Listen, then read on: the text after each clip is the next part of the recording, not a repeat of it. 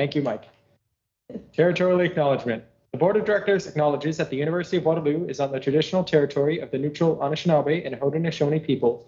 Our organization operates on the Haldeman Tract, land promised to the Six Nations, which includes 6 miles on each side of the Grand River. Moving on to the agenda approval.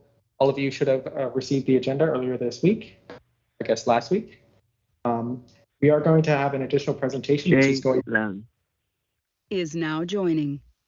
Okay. There will be an additional presentation given before item 4.1 on our agenda. That is something I will add. Does anyone have any comments or concerns regarding the agenda? Yes, then. Sure has a motion this, but both Chapin and Jeff have indicated that they're going to be joining a bit later, and we do have a voting item. So would it be possible to push that back a little bit so that they're both also able to vote on it?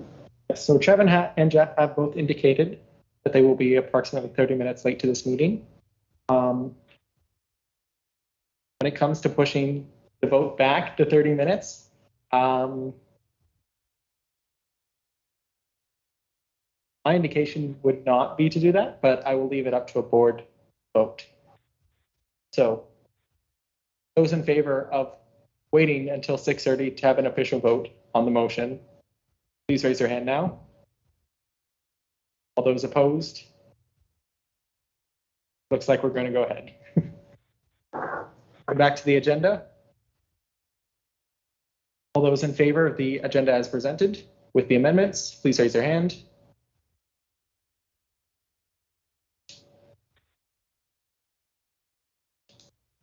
Agenda is approved. Would anyone like to declare conflict of interest at this time?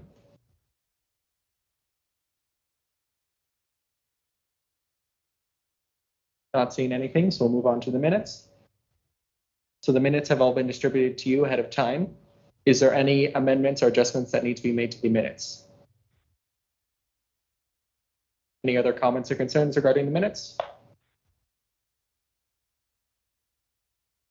Seeing nothing, the minutes stand approved as distributed. So moving first to 3.1, an update on communication between student governments and at-large bodies. Jay, I'm not sure if you can hear us, if you would like to speak to this motion. But beforehand, I would like a seconder. Matthew seconds. Go ahead, Jay. Just wondering if there are any updates.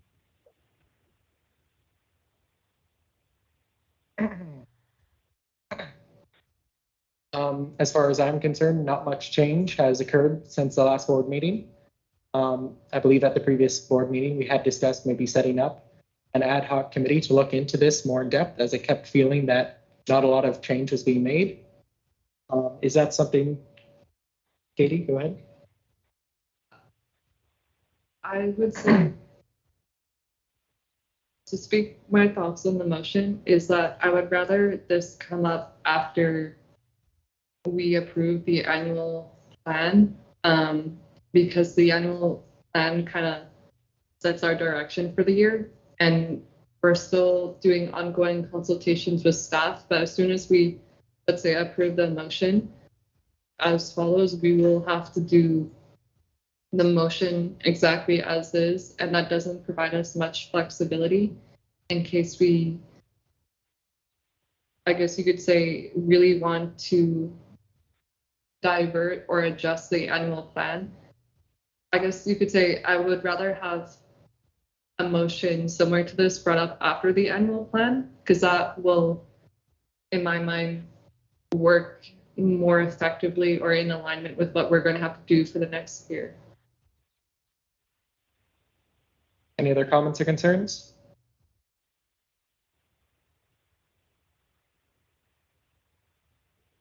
No, it is not currently ongoing at the motion. Whoever put that in the chat. Jeff. Okay, so we're going to move on then to the presentation as described during the approval of the agenda. Suzanne, would you like to give your presentation? I don't know who would. Scott will be Who'll be leading the presentation.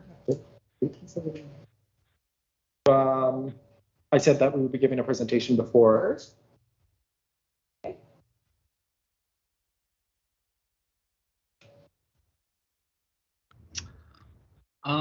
Good evening, everyone. So I'm just going to give you a little bit of an overview of the Turnkey at DC project.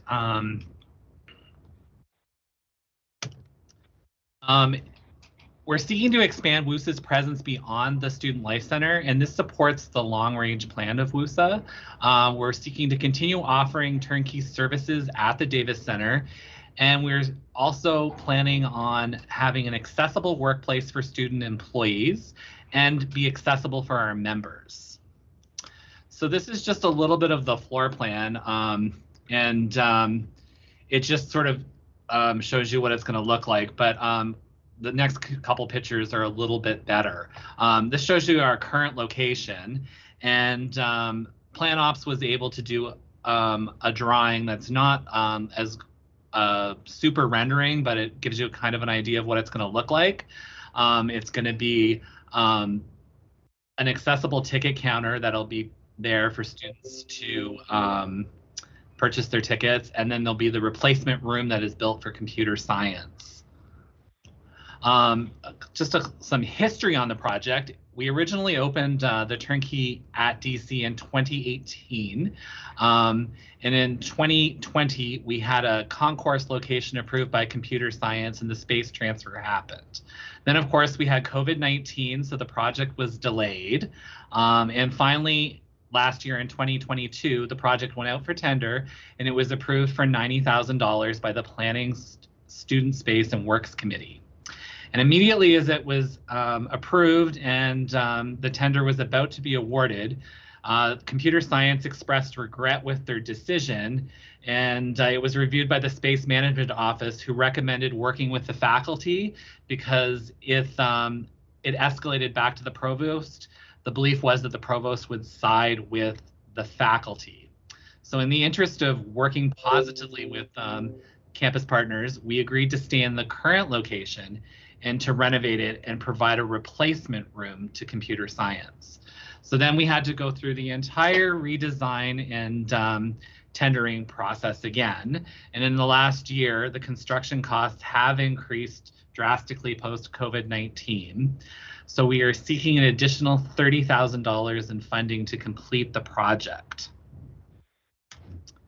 The outcomes, if we don't receive the additional funds, the project would continue, but we would have to make substantial design changes that would remove student and member accessibility aspects of the project. The replacement room for computer science costs are firm due to infrastructure such as fire suppression systems, lighting, and HVAC. And Suzanne has a little bit to talk about the finances and the funding. I'm glad you have it up there. I thought you were going to make me try and do that, but that's good enough. So I know there were some, at least I understood there were some questions about where the money would come from within WUSA. And so I just wanted to clarify that we're asking for the money to come from the capital fund, and the capital fund is completely separate from WUSA's, I'll call it regular fees for like student life, academic support and advocacy, and the operations and compliance elements. So the purpose of the capital fund, you can see when it was voted by students at a general meeting to create it, is to support undergraduate student common spaces, leaseholds, businesses, buildings, and properties, major capital assets for those spaces, which could include capital maintenance, reinvestment, renewal, improvement, and strategic expansion. So it supports the campus life center buildings capital costs as well as other student spaces on main campus and satellite campuses. It can be used for major assets, building and space investments, technology improvements, and similar. That came from what was formerly our board procedure on reserve funds. And since we're continuing to follow in spirit those procedures until we have new ones, just thought I would share that piece of information. And then the current balance for the capital fund that's available to be approved by board is $860,000. That was a balance as of April 2023. And we currently don't have any other proposals in the queue to consider to spend on that $860,000. And then students this year will also be paying in the fees, so we'll be continuing to collect. We collect about $1.5 million or so a year. So that will continue to increase there. So then I just did a little bit of summary there at the bottom. Did the original approval of the concept happened in 2021-22. At that time, it was an estimated $90,000. And again, as Scott has mentioned, there's an increase due to delays and some changes to design totaling $30,000. So that is what I believe the motion and the, well, I don't know if there's a motion yet, but an ask for the board to have a look at. I don't know, Scott, if you had anything further on your presentation, or was that? I do not, but we're open to answering any questions that there might be from the board. Yeah, okay. Okay. Thank you for the presentation, Scott and Suzanne. Yeah. So we're going to move on from that, which was the presentation, on to the business. So this is a reconsideration motion. So generally speaking, in order to be able to make one of these motions, you had to be on the side which had the most votes of the original motion. So in this case, Katie is making the motion. Katie, do you mind reading the motion? Do you want me to? I can read the motion. The motion that I submitted was be it resolved that the board approves the additional $30,000 in spending from the capital fund to support the construction to enable WUSA to have permanent tenancy to continue to service our members beyond the SLC. And then I include the clause, be it further resolved that the additional $30,000 spending from the capital fund alongside the previously approved $90,000 from that committee is used solely to secure a permanent tenancy space in the data center. Thank you for that. Can I have a seconder? Yeah. Okay. So now we're going to get right into discussion. I know that probably a lot of you have some questions, either for myself, Scott, or Suzanne. Just starting off with, I apologize for the e-vote situation. Again, that was very disastrous. Going forward, we're going to have the governance committee look at that and make sure that there's a better policy in place that I can follow next time when it comes to e-votes. With that being said, I open up the floor to any questions or concerns. Just for Scott, could you go into or like provide details about the accessibility? Like, how would not having that funding impact it? Okay, so right now the counter is not at a height that makes it accessible, so it's like waist height. So we would be replacing the door with a counter, like a movie style counter thing that anybody in a wheelchair could roll up to. And if we were not, if we don't have as much money, we can't make it as accessible for employees because obviously the counter is not wheelchair height inside. Also, the door doesn't really enable anyone to get in there, and the whole setup in there is not suitable for anybody who has any accessibility needs. So. Another question for you, Scott. Is this mainly like tickets only, what's coming out of that area, or is it just anything WUSA turnkey support related? The primary focus is on transit, but we do offer any services, and we have distributed food bank hampers there, student handbooks, information about health plan, UPass, that type of thing. And we have the ability to do any WUSA services at turnkey, unless it's something like physically picking up a check, which can only be in one place. Katie? Alex, just to answer your question as well, on the motion, I also put under additional details everything that does occur at the turnkey does. So that's just for more information. Another question. That again? Another question too, Scott. I don't know, I must have missed it. What happened with computer science originally pulling out? Like, do you know why? Well, they initially, are you guys familiar with the fishbowl? The fishbowl room? Oh. Right across from the library, the glass thing, the glass Yes. room? Okay, so the little yellow thing in the middle, they originally wanted to give us that, and we were going to build a kiosk there. And we were always very surprised that they wanted to give us that. because we thought it would forever change the fishbowl. But no, they were totally on board with that in 2020.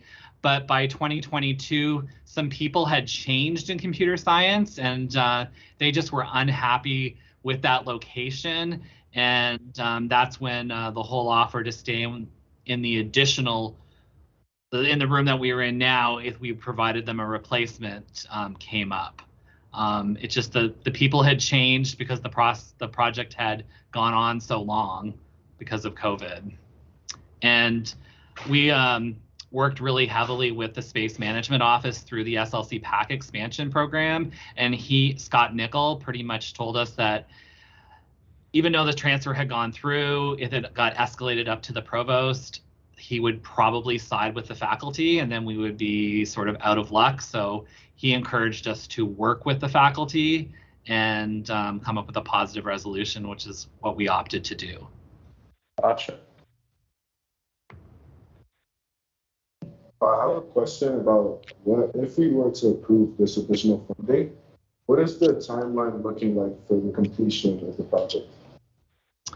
Well, the contractor bid actually closes tonight, but I did talk with our project manager, and the belief is that most of the university's contractors don't hold us right to that exact date. But the timeline would be that we would get the client approval signed by Suzanne, and then it would go to UW Finance, which would take approximately a week to 2 to get signed. And then the contractor has said that they would be able to complete it by the end of the summer, so that the disruption would be minimal for our students, and that it would fully be reopened by September. The contractor also is committed to not start the project until they have all of the materials available, because a lot of the times what happens with construction projects is the contractor wants to set up all the hoarding, and then it just sits for 2-3 weeks or sometimes months and nothing happens because they're waiting for materials to come in. But the project manager is committed that we're not going to close, because that would disrupt students' hours, employee hours. So the closing will be as minimal as possible. Another question, sorry. So, Sorry, I'm actually gonna. It's You're good? Okay, no. Okay, then go ahead, Ahmed. Sorry. it's like directly relating, but so during that period, what will happen to the current DC turnkey? Will it be like closed, or? Nobody will be let go. Their hours will be utilized in the SLC. During the summer, some of our staff take holidays. Some of them have school projects and different commitments, that kind of thing. Students won't lose any hours, no.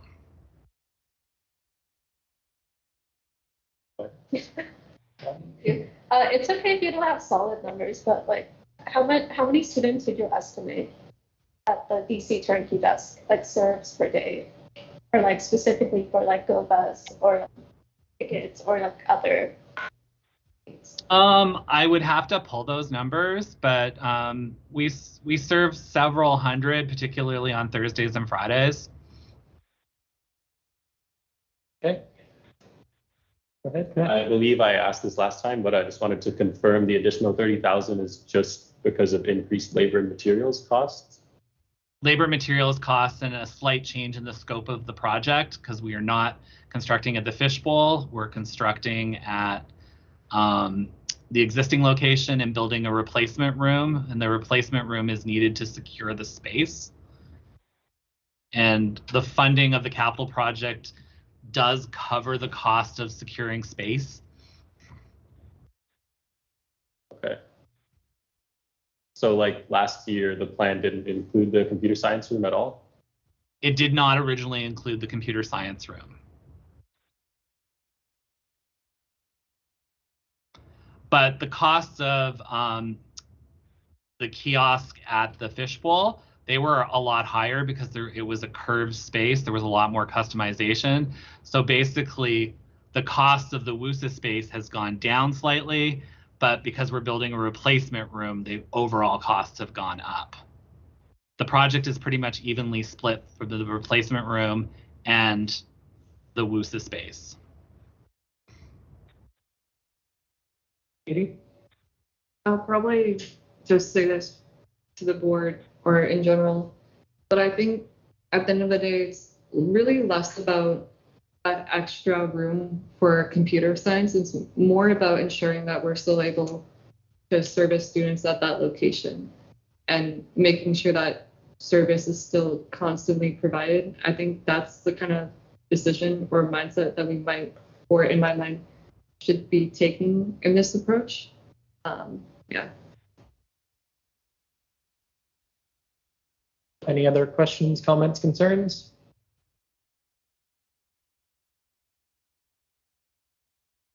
Not seeing any. Oh, sorry. Just comment. I'm in favor of this, and I think we should. For one, the accessibility thing is that's kind of huge. Students should be able to access WUSA services, regardless of whatever their needs are. And I think we kind of be letting them down a little bit if we're not doing that, or like the alternative would be to what, go to SLC and then they'd have to travel across campus for that, which can also have, like, if a student in wheelchair, for example, which can also be difficult. Also, I know like building a space for like CS is from the funds doesn't sound appealing, but WUSA is meant to be serving everyone. And sometimes that means focusing on different groups of students, and all it does is benefit. Like, it, by taking on a capital fund, it's not like it's being taken away from anything else. It's just all it's doing is improving the quality of the school we all go to or work for, or adjacently work for. And I can see the concerns about, this being pulled out from under us, but in general, I think it benefits us and students more than it could potentially.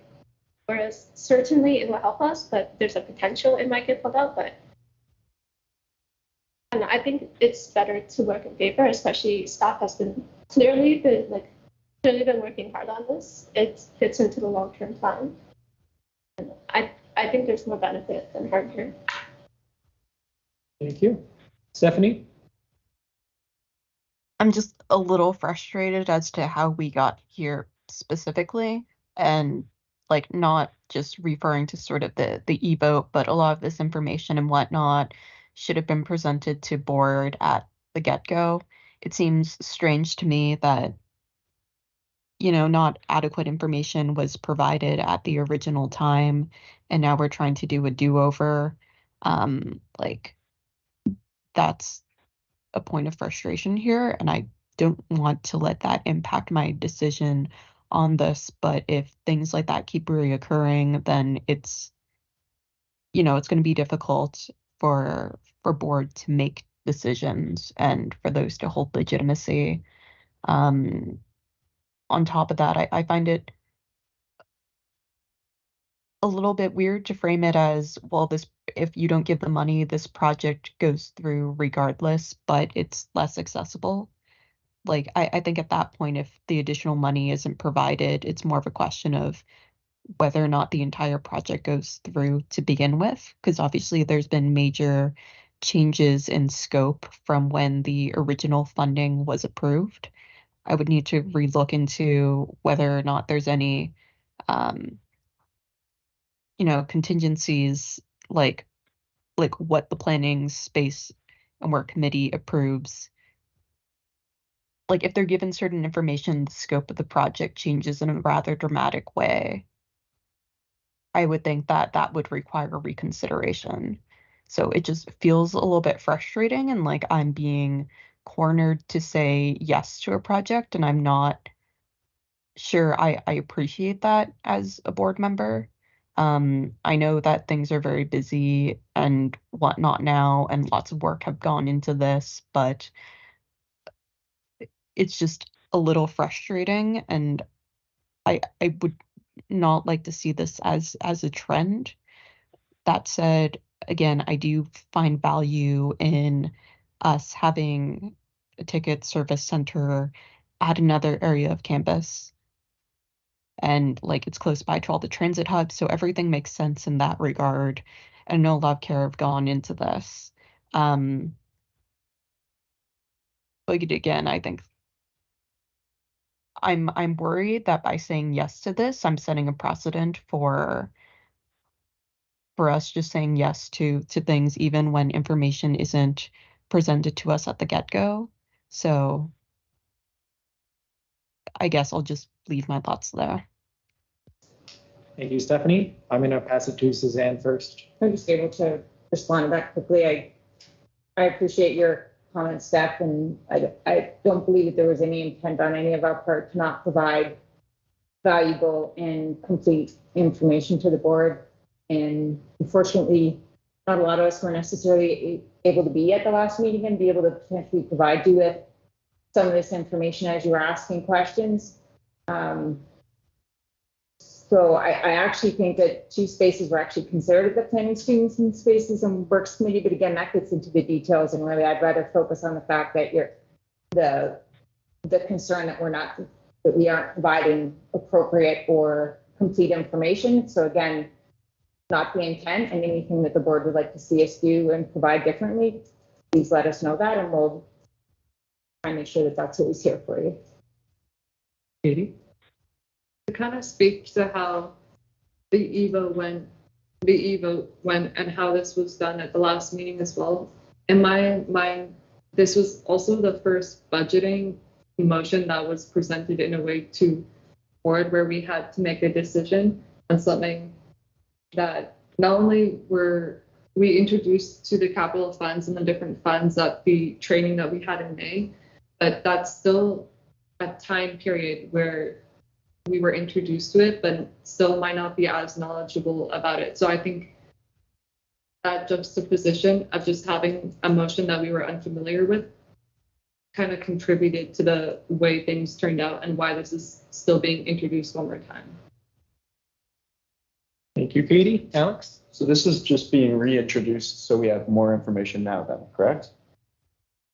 Nothing changed originally, it was just the evo was no because we didn't know. Yes. So more information now. Nothing else changed.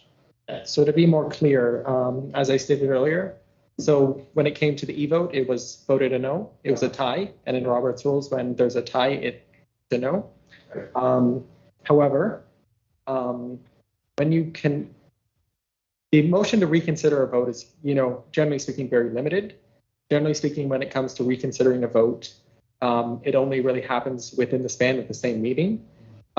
This is one exception, I would say, because it was an e-vote and it was a very strange time. And I feel that because the e-vote had a drastic effect on the outcome of the vote, and as such, Katie motioned for this to be reconsidered at the next meeting. Okay. Go ahead, Katie. Sorry, I wanted to also bring up the point that the reason why I brought this back to board is because in the last meeting, we also said that due to circumstances, we had the e-vote, but we would discuss this again at the next meeting, which is this meeting. And that was really the intention behind why I put this back on the agenda. Stephanie? Yeah, I'll just add that. Again, correct me if I'm wrong, but the sense that I get is if the motion would have passed, we would have taken the decision of the e-vote as is. And that's something that deeply concerns me because I don't think that's good governance. Again, that's not speaking directly to you, Rory. I know that sharing is difficult and decisions need to be made quickly, but I am bringing this up simply to point out that there are some flaws and concerns here that we have to be wary of. So being mindful of, creating double standards, I think is something that we have to watch out for. Again, I'll emphasize that what I'm saying here is less about this specific project, but just what happened here with how the project sort of went about. I see potential for recurring behavior because I have seen times where motions are just sort of put forward, and the idea is, board's just going to accept it at face value, but then it ends up just having some more pushback and whatnot. So,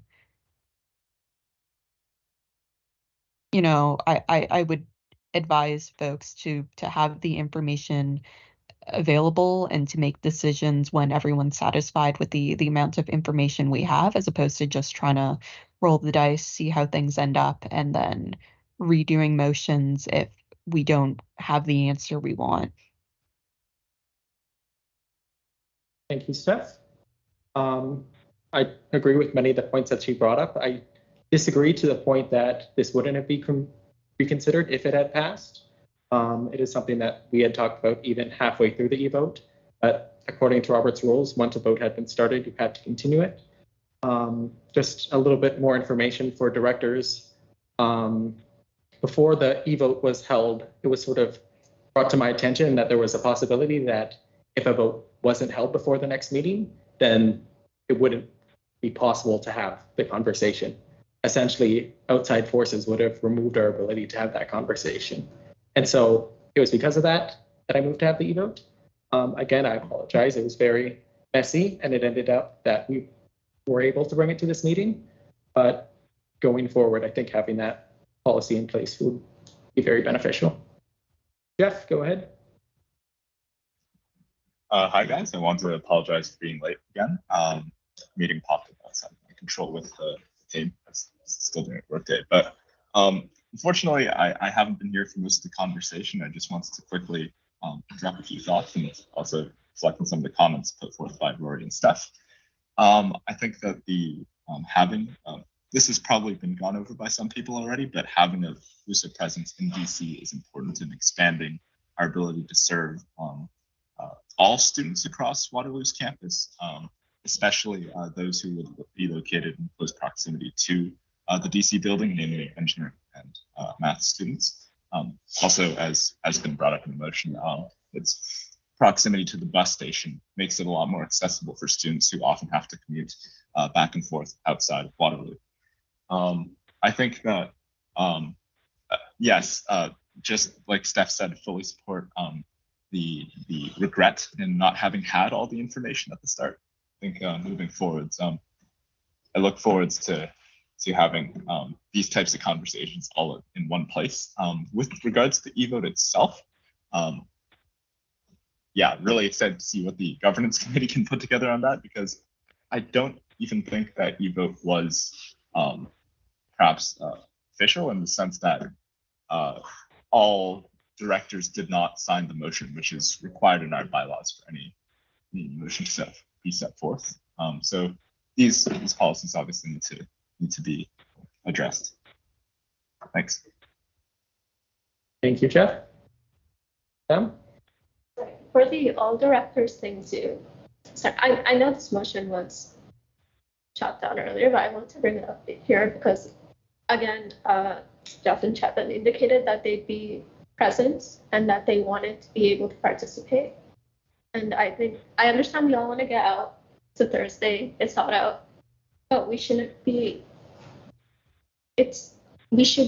first, all directors should be able to participate, especially on a motion that's this controversial.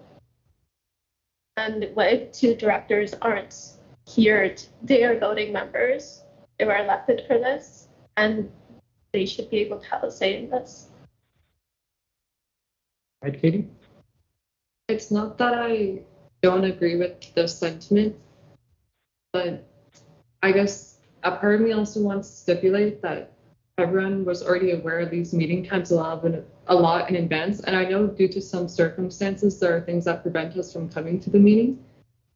But this might just be my own personal opinion, but I think regardless of the circumstances, as board members, we have to decide what our priorities are. And that can look like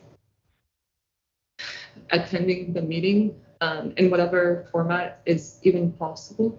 And that's just my opinion on it. And it is regretful that they aren't here, and it would be really nice for them to really participate on conversations like this. But it's also our responsibility as board members to be present at the meetings as really, in my mind, as much as we can with circumstances. Stephanie?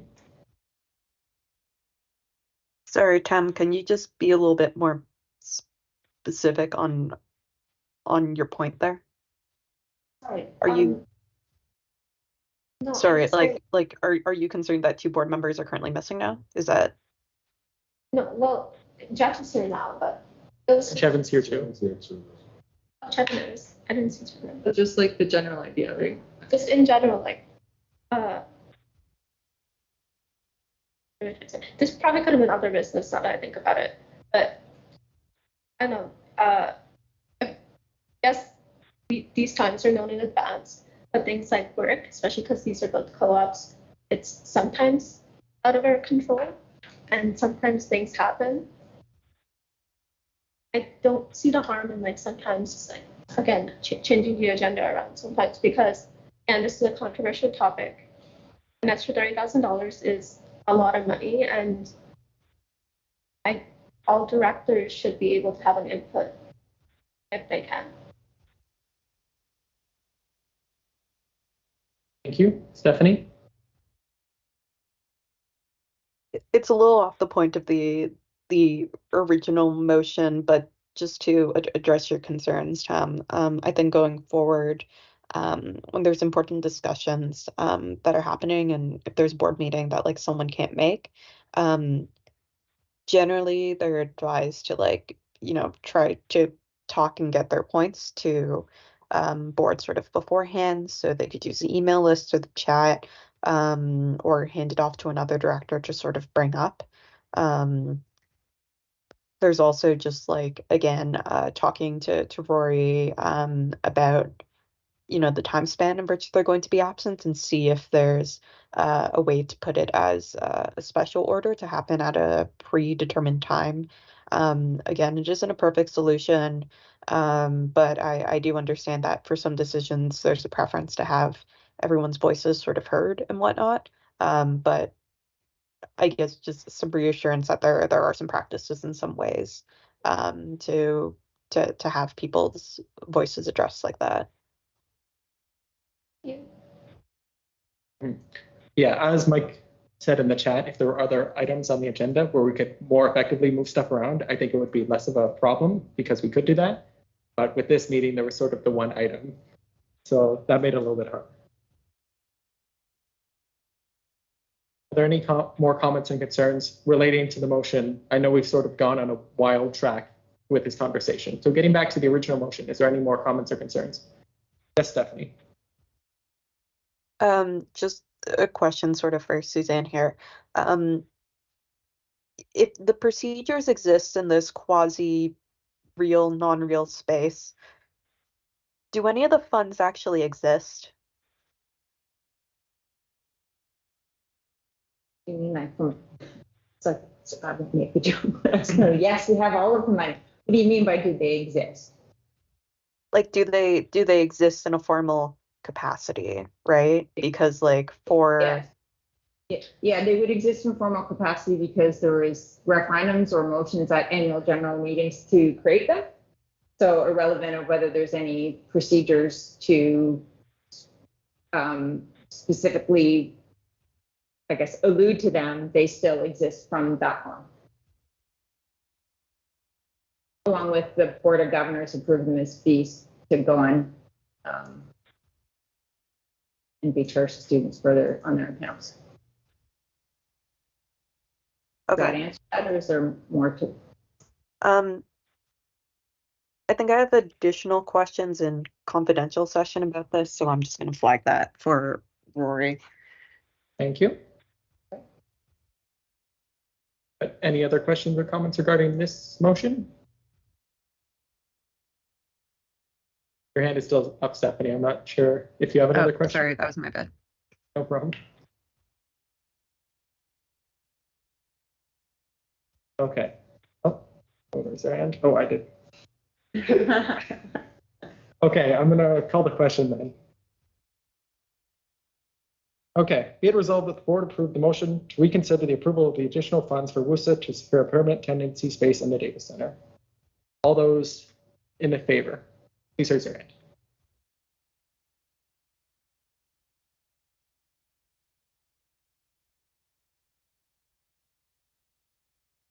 All those opposed? Please raise your hand.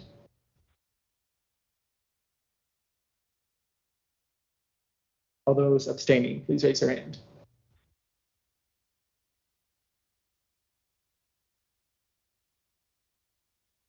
Okay, I got 8 in favor, 2 opposed, and 1 abstaining.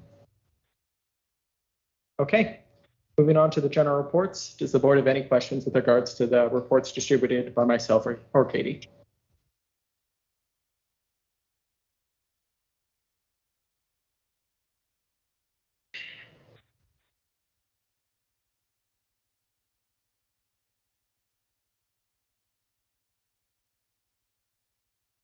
Seeing anything? I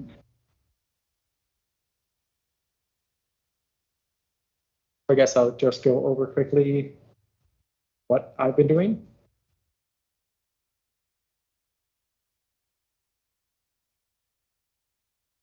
Let's open it up.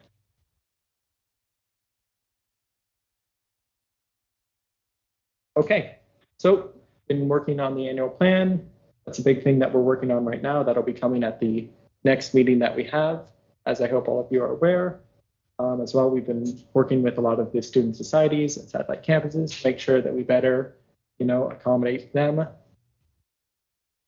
Board of Governors meetings, which is the big meeting at the university with all of their major stakeholders, happened last week. Some minor changes. Yes, Stephanie.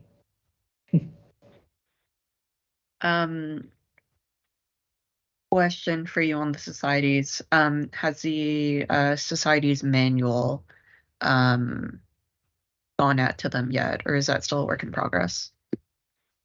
That's a good question. Mike, if you're available to maybe answer.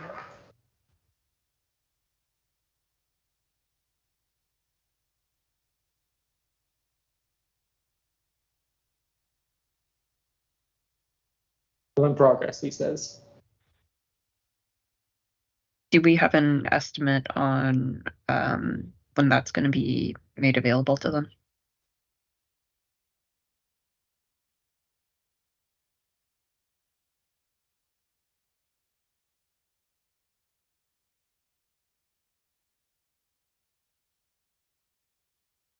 Have an answer to that one, Mike?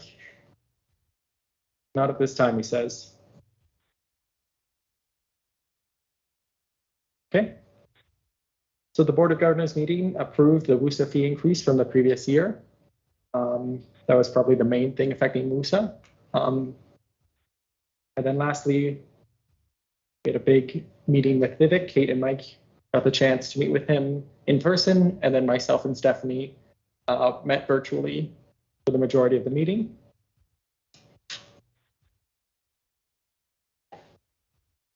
Besides that, we've also been going to the CHEG Leadership Conference, which was in Toronto, to meet with other student leaders, see what problems they're facing. A lot of what we've been hearing is very similar to what we're facing here at WUSA. Things like a decrease in, participation when it comes to the elections, as well as, an increase in CHEG Leadership Dinner. Diner. Oh, I spelled it wrong. Thank you, Steph. Seeing a lot of things when it comes to affordability, when it comes to housing and transportation, as well as other concerns regarding, mental health and equity are the big things that we're hearing from a lot of them. As well, we had the big student care health conference in which we got to meet with our student care provider, and they were able to sort of, break down what they provide to us. And then upcoming this week, we're going to be going out to the Chaska, main, we call it Headquarters. the Chaska headquarters to see sort of what they serve, get a bunch of information about what it's going to look like when we have it all set up. Are there any questions with regards to my report? Yes, go ahead now. Would it be possible to look in more? I know you mentioned, I know it just says health, but would it be possible to look into more what our legal service provides for students? that is something that I can look into going forward. This is just sort of a recap of what's been happening, but yeah. Stephanie? This is maybe less so a question directed at you exactly, and more just generally. But in terms of receiving an update and information on how our health, dental, and legal service plan works, is that in the works? Is that something that you should, sorry, is that something you're wanting us to bring to board? Yes, because there's a number of decisions that are going to be made in the future, or I think interests that we have. And I noted with like last board, I think our awareness of how the legal service, sorry, not the legal service, like how everything worked was not exactly there. We relied a lot on a previous board member who had known the insides and outs of it.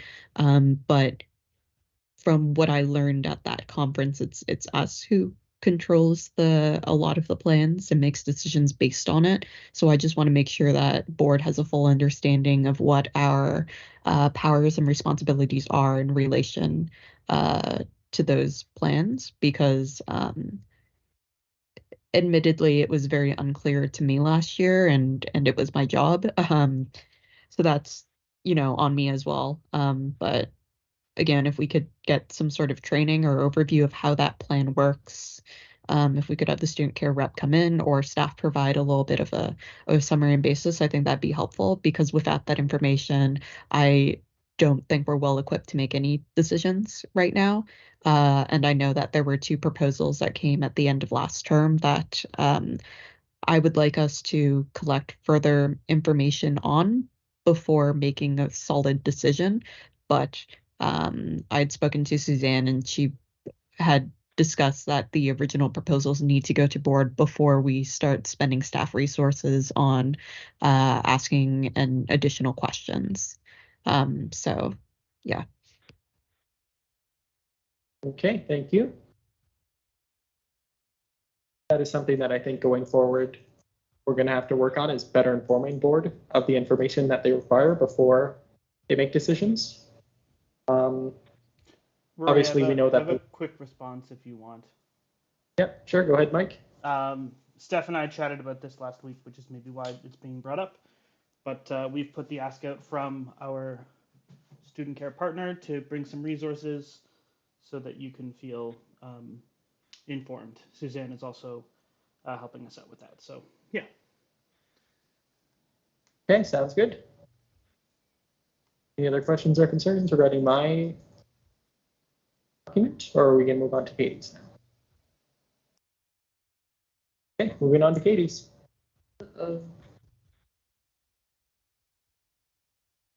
As usual, in the general, it's just the summary of kind of what I did on a weekly basis.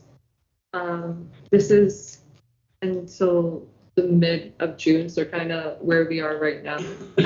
And hopefully I can report back to you guys again near the end of the month at our next meeting about all of the activities I completed during the month, or any ones that I haven't listed here. A lot of the work that I did this time was connecting with stakeholders, managing new crew affairs, participating in the WUSA StratCon, which is like the strategy conference and what we're going to do for next year. I'll be authoring the housing, transit, and community paper. The papers have been decided for both spring and fall GA as well. Aside from that, it's also just been other ongoing discussions, county meetings, society or satellite campus relations, and other meetings to assist with all of those projects.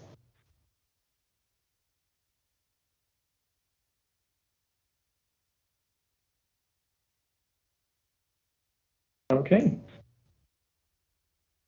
Any questions, Stephanie?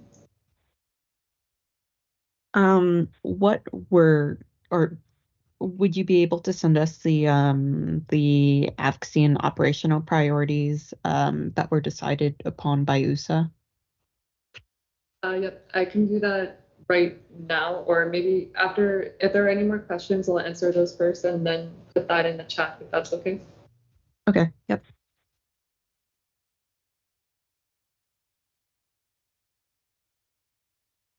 Any other questions? Okay, not seeing any. Oh, no, Stephanie again. Sorry. When it says upcoming Town and Gown, Ontario, can you provide a little more detail into that?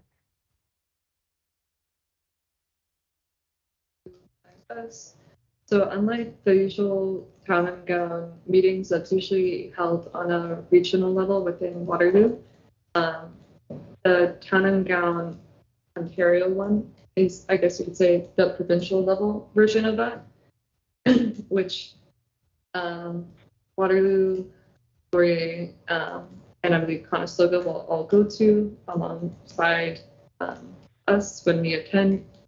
I believe it's the first time that we are attending the Town and Gown Ontario version. So I'm not sure if I can articulate it or explain what that might entail, but it is something that I can probably explain better over chat if you give me a few more seconds. Is it the Town and Gown Association of Ontario? Yeah. Are you going to a board meeting, or is this just like a meeting of members type thing?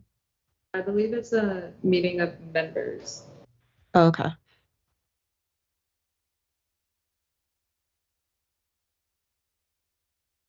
Alex?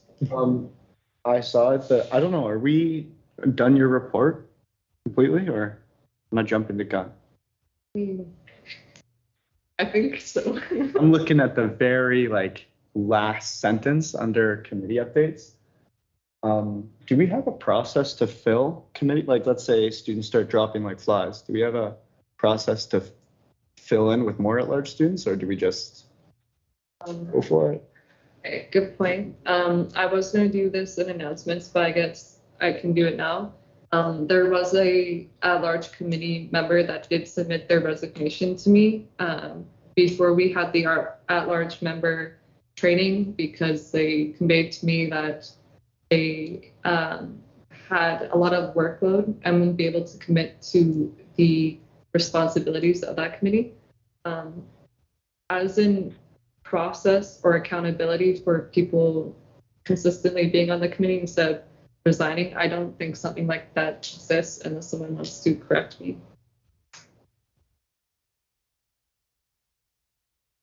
Stephanie, if you have anything to add before I step in.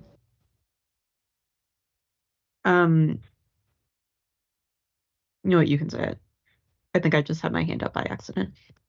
Okay. As far as I am aware, the way that the bylaws had it stated is that if it fell below quorum is when something would occur where an election would be held or new at-large members would be selected. Oh, perfect. Any other questions? Okay. Oh, and Stephanie? Sorry, just to expand on that. I think we do have the power to hold elections earlier and or appoint additional members to committees. My major understanding of why that was there is so that you weren't just tossing a new member in and having them all be confused. It's more of just like, well, you're down one member, but you still have some members you can go on. I guess if there's students approaching us who are interested in joining those committees, because I do believe we have some vacant seats, like recruiting now would probably be the time, just because they wouldn't be missing much. And I would say it's probably in our best interest to get more at-large members if possible. So if anyone is aware of any individuals who would like to put their names forth, I think that's something as a board we should be considering.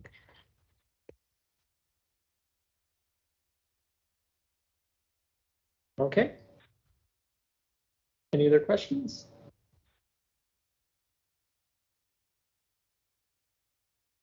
Not seeing anything. I move that we enter confidential session. Any second? Sam? Alex, let us, or sorry, not Alex. Mike, let us know when the live stream is paused. Or wait.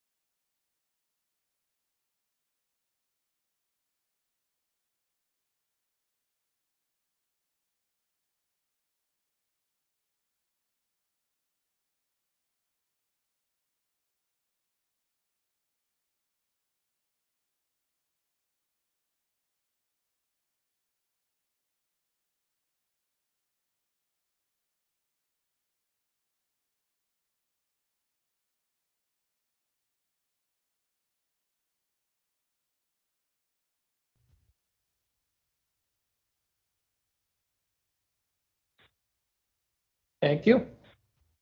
Okay. So just notices of motion, as I hope you all are aware, the annual plan is hopefully going to come at the next meeting. I know it's something that keeps getting pushed back further and further, but this is our set deadline now. In addition, Capacity Canada is going to be joining us for a portion of that meeting, sort of to give a presentation and also to propose some changes maybe that the board can make to make things move more efficiently. That is all I have for notices of motion. Are there any other? Yeah. I just had a question. So I don't think this is relevant now, but like the GRT is increasing their fare prices, right? On the first. So at what point would we renegotiate? Like at what point, like I don't know, it probably wouldn't be now, it's not that much, but Lucky for us, it's all set out in our agreement. So the price increase is already set out in our agreement up until 2025. So I think it's 2 or 3% every year, something like that. I don't know. I'm not 100% sure. But anyway, on our it's site, yeah, if you want to look at it. it's set in the agreement, so the fee increase won't affect us directly. But when we renegotiate in 2025, it's something to be aware of. Yes. I was just curious about that. Okay. Not seeing any other notice of motion, we'll just move to announcements. Are any announcements? Not seeing any announcements. Is there anything else before I adjourn? Yes, Jeff. I won't take up any more of our time this evening, but just wanted to comment that I dropped a document in the board chat. If you haven't seen it already, would really appreciate if you could take a look at it sometime on your own, especially before our next board meeting when we approve the roadmap. Drop any ideas, comments, concerns, things you think may be missing from it. It's just a rough collection of ideas on a project I think I'd be excited to see the organization work through. Okay, thank you, Jeff. Okay, not seeing anything else. I call this meeting adjourned. Thank you. Seafood. There's food on the table, I believe.